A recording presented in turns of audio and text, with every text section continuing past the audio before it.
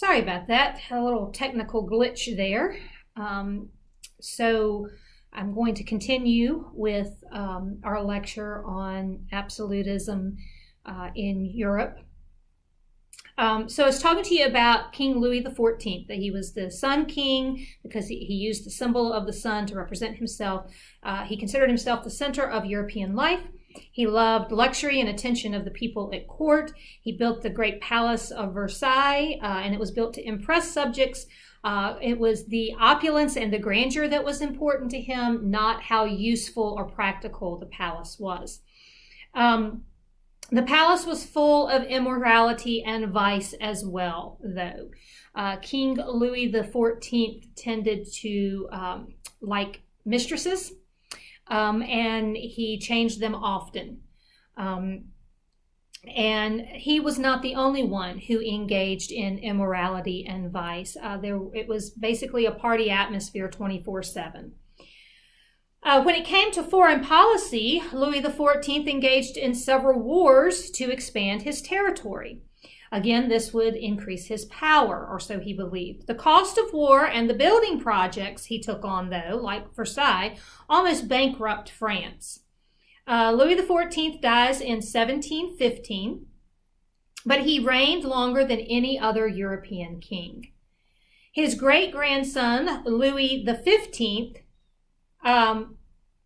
succeeded him, and he followed in his great-grandfather's example of being an absolutist king. Okay, so that's what absolutism looked like in France. Let's talk about England. I've already told you England did not have absolute power. They've had a restrained monarchy. So let's talk about them a little bit and what that looks like. Give us a chance to see the difference. England did not become an absolutist nation. Parliament had gradually increased power and refused to give up rights once they were gained. If you'll remember, the Magna Carta back in the 1400s was the first time that power had been taken away from the king. The nobles had gotten together and kind of revolted against the king, and they forced him to sign the Magna Carta, which guaranteed them certain rights. And they held on to that. One of those rights was that anytime the king wanted to raise taxes, he had to ask Parliament's permission. And so Parliament did not give that up. Once they had some power, they kept it. And eventually they worked towards getting more power. The most important right was to grant or deny the king's request for more money or taxes. And Parliament was not going to give that up because they knew that was some significant power. So the Tudor kings tended to work with Parliament to gain their goals. They relied on politicians to advise them. They were sensitive to public opinion. They were able to control legislation because of this. And towards the end of Queen Elizabeth I's reign, tensions with Parliament as to who should be responsible for directing government policy had come about. By the time her reign was nearing its end, there were some tensions with Parliament about government policy, who should make it, who should be handling it, that kind of thing. Queen Elizabeth I tended to be a very stubborn ruler. She was determined she was going to be the ruler. That's the very reason she never took a husband, because she knew as soon as she took a husband that she would cease being the ultimate ruler, that the power would go to her husband. That's not the case today, but it was during her time, and she was not going to do that. So the next family, the next ruling family, is the Stuart family. Queen Elizabeth dies without any children. Her cousin, King James of Scotland, King James VI of Scotland, is her successor. So he is King James VI of Scotland, and he becomes King James I of England. This is how Scotland and England become one nation. So Elizabeth names the Scottish King James as her successor. They were cousins, and he was her closest relative. James I insists on confirmation to the Anglican Church. He insists that everybody in England become part of the Anglican Church.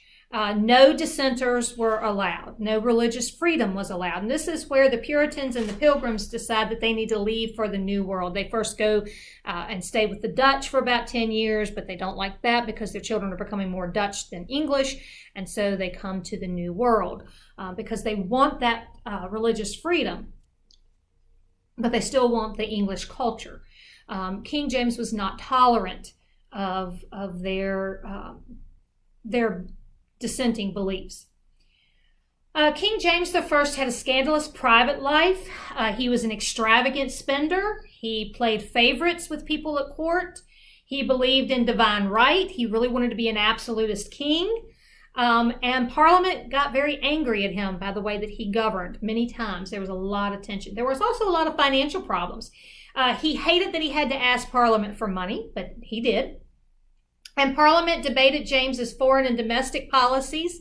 They would do that to determine whether or not they were going to allow him to have that money. James would dismiss Parliament because he got mad. And then he'd really need the money again, so he'd have to call Parliament back into session. He would tell them what he wanted it for. They would debate it back and forth again. He'd get mad again and dismiss them, and this would continue to go on. These actions, however, united his opponents against him. People who normally would not have gotten along found a common enemy in King James I, and so they united together to against him. His son Charles I succeeds him to the throne, and he inherits his father's views. His policies continue to follow those of James I, so tensions continue to rise with Parliament.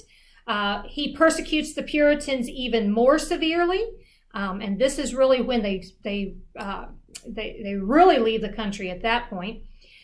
He tries to be an absolute ruler, but again, Parliament isn't going to allow that. He called and dismissed Parliament many, many, many times.